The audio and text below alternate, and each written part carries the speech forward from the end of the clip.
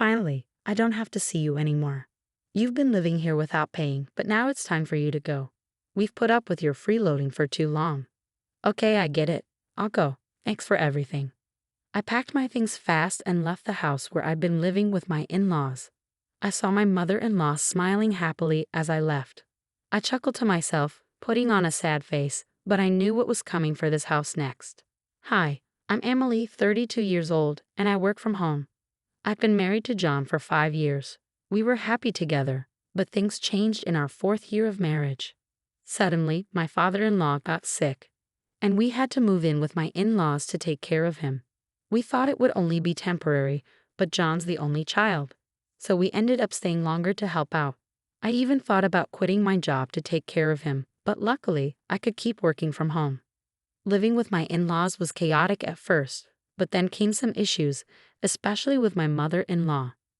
Emily, when are you going to start doing some housework? Get cleaning and cook dinner already. I'm not just lazing around, mother-in-law. What are you talking about? You're always on that computer, surfing the web. You must be goofing off instead of doing work. The idea that using a computer means wasting time is old-fashioned. I got special permission to work from home. I didn't want to waste the skills I've worked hard to get, so I balanced my job with taking care of the house and my father-in-law. It felt good when, after about 3 months of hard work, I managed to earn as much as before. I had to work extra hard because it was tough to manage on just John's income. I'm glad we'll finally have some extra money. I want to save up, I thought. But things got harder for some reason. It seemed like our savings were just going down. When I checked our spending, I realized John was spending a lot. And I found out my mother-in-law was spending a lot too.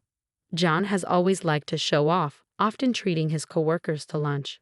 But lately, he's been using our credit card to throw big parties for them. Obviously, if you spend more than you earn, your savings will go down. As for my mother-in-law, she's picked up a bunch of expensive hobbies with her friends, spending money on classes and socializing without thinking twice. With both John and my mother-in-law piling chores and caregiving on me while spending recklessly, I reached my limit. I was covering all our expenses with my income and couldn't even think about saving money. It stressed me out, so I decided to talk to them. John, Mom, you've been spending a lot lately. We're going to run out of savings if we keep this up. Can you please cut back on spending? But they both pushed back strongly. You think I want my coworkers to see me as cheap? I have to treat them sometimes. It's okay to not always be the one treating, and they won't think you're cheap if you're not always throwing parties. I have to be considerate at work too, you know. It's one thing to treat your coworkers to lunch, but taking them to a bar on your tab?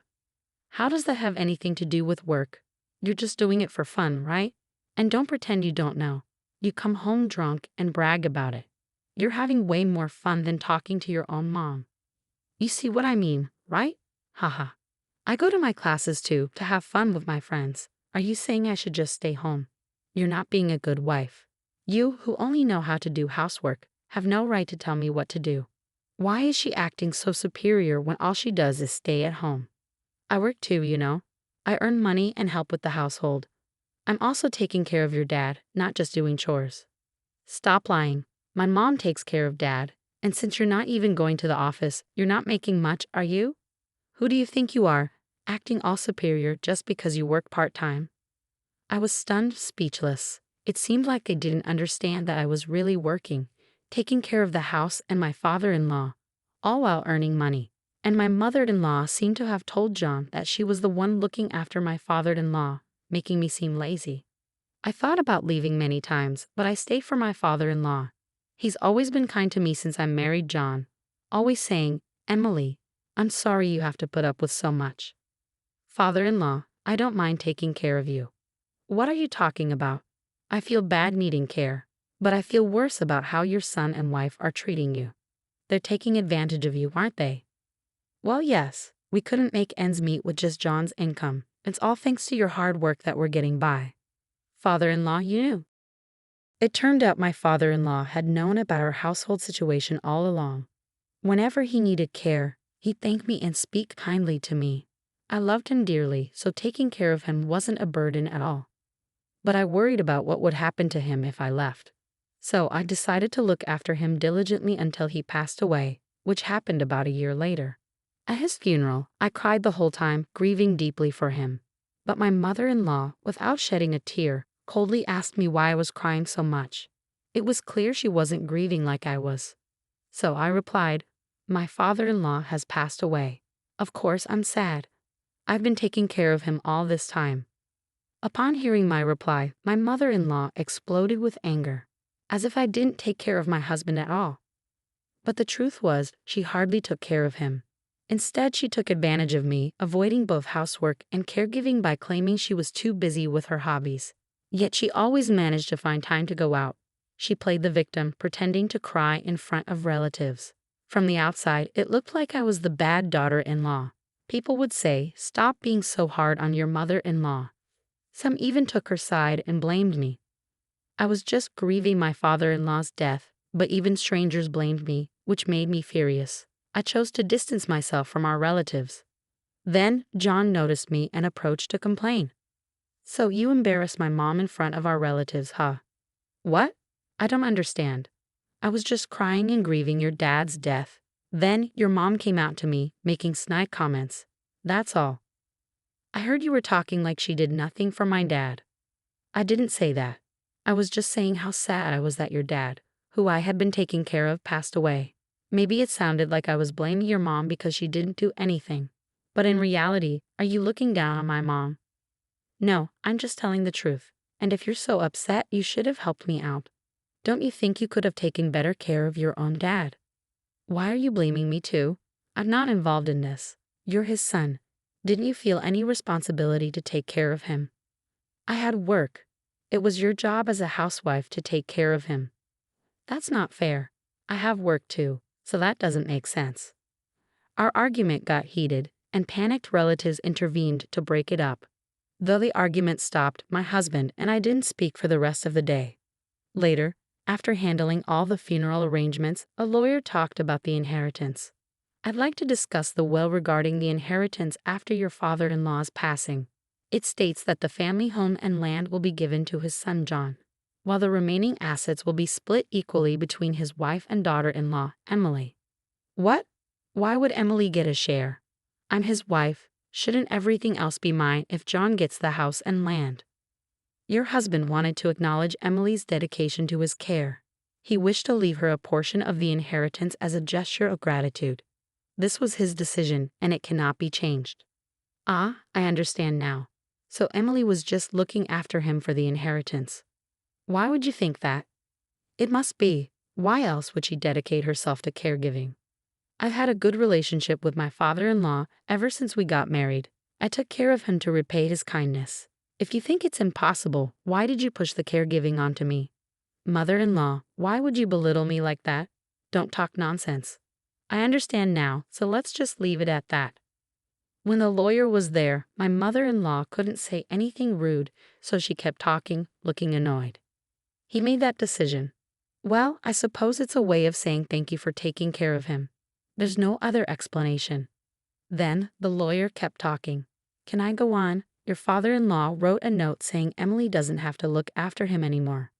When the lawyer said that, my mother-in-law's face, which had been angry before, suddenly changed to a happy smile. "I got it. I get what it means now." "Oh, what do you mean?" My husband looked confused by his mom's sudden excitement.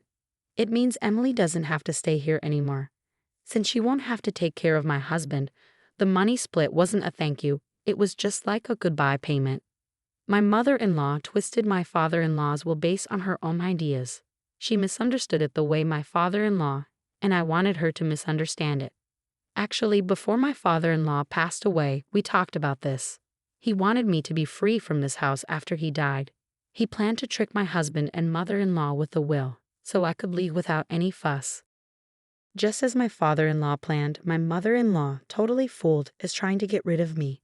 While hiding my true feelings, I acted shocked by the will, saying, "Oh, father, why would you do such a thing?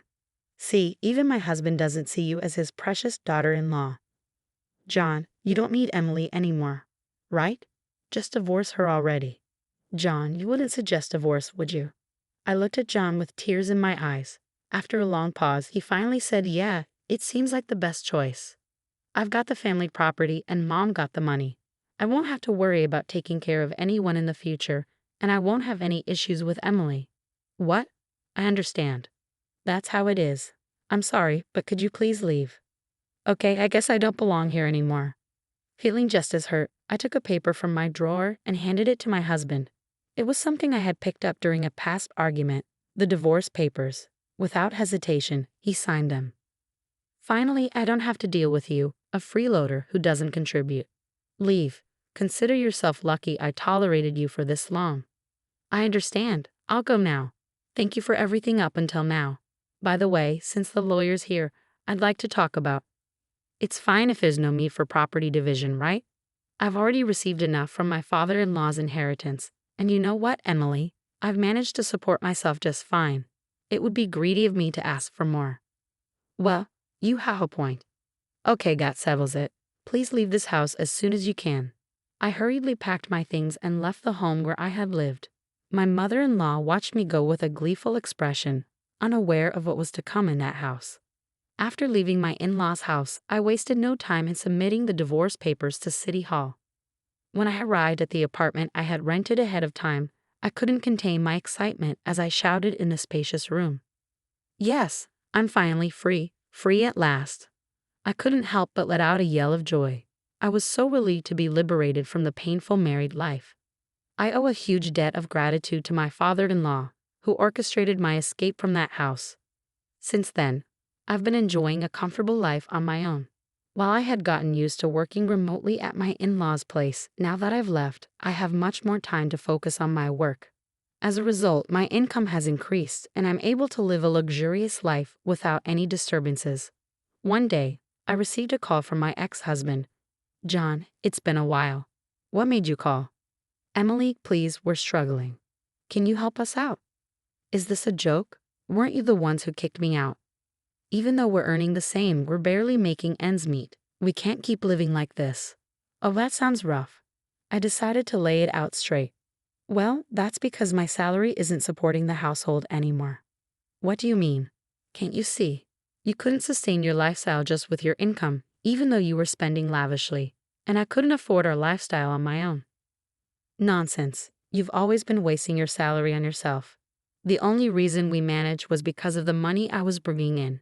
At your ages, your spending habits, both you and your mother, are just ridiculous. What? So how much were you making, Emily? Let me think. It was around $4,800 a month back then, I think. You were making that much. Yes, I was. But you never knew, did you? By the way, now that I'm not held back, I'm making even more. Ha ha. Even over the phone, I could sense my ex-husband's surprise. Emily, what do you say we give living together another shot? Huh?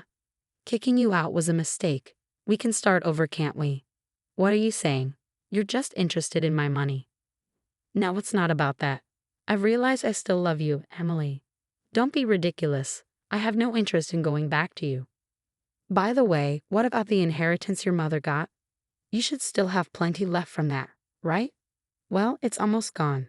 There's no way she got around $100,000, right?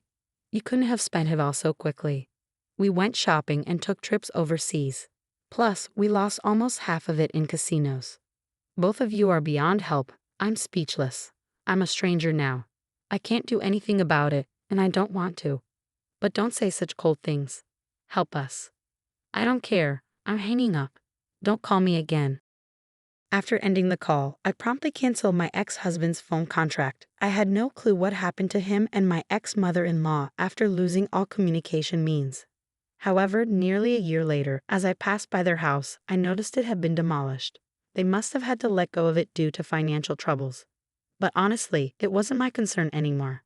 As for me, I decided to fill my newfound free time with a new hobby and started attending a wine class I'd been interested in. There, I met a man 2 years older than me who showed a keen interest in me. After a year and a half of dating, we tied the knot. He's a down-to-earth and kind-hearted man, making waves at a prestigious company and earning a good salary. He respects my work, and we share a happy married life built on mutual respect. Lately, I've been pondering if this newfound happiness was a gift from my father-in-law,